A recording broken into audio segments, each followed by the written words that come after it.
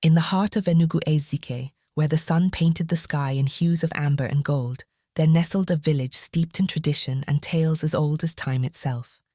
It was a place where the rustle of palm leaves danced with the whispers of the wind, and every footstep echoed the heartbeat of generations past. In this village lived Ahebi Ugbabe, a woman whose name would one day echo through the corridors of history.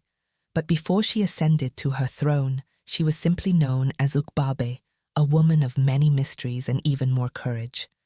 The village of Enugu Ezike was a tapestry woven with threads of tradition and hardship. Mud huts dotted the landscape, their thatched roofs kissed by the sun's warmth. Children played in the dusty streets, their laughter ringing like bells through the air, while elders sat beneath the shade of ancient trees, their faces etched with the wisdom of ages. But beneath the surface of this idyllic scene lay a world of hurt and struggle. Women bore the weight of their husbands' fists, their cries muffled by the veil of silence that hung over the village.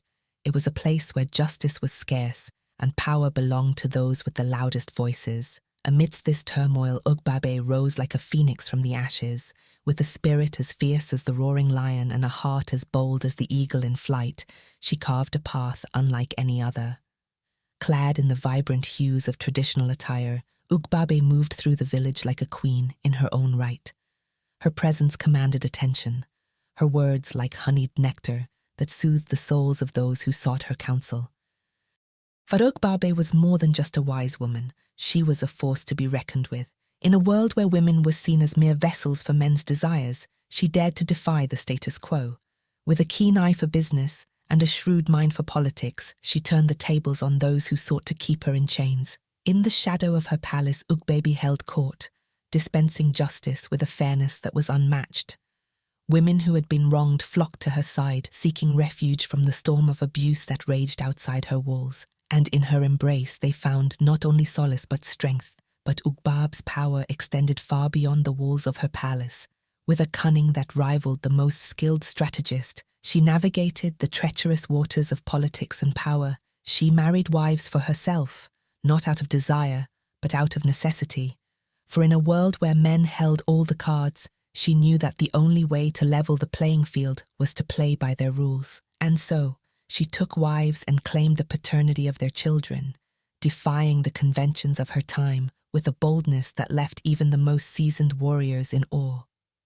She became a mother to those who had been abandoned, a protector to those who had been forgotten. But perhaps Ugbabe's greatest act of defiance came in the form of her own funeral rites. With the fear that her people might not accord her a rightful burial, she took matters into her own hands, performing her own funeral rites 2 years before her death. It was a gesture of defiance, a declaration to the world that even in death she would not be silenced. And so, the tale of Ahebi Ugbabe, the only female king in British Nigeria, was etched into the annals of history. A woman of courage, of strength, of unyielding resolve. A woman whose name would echo through the ages, a beacon of hope for generations yet to come.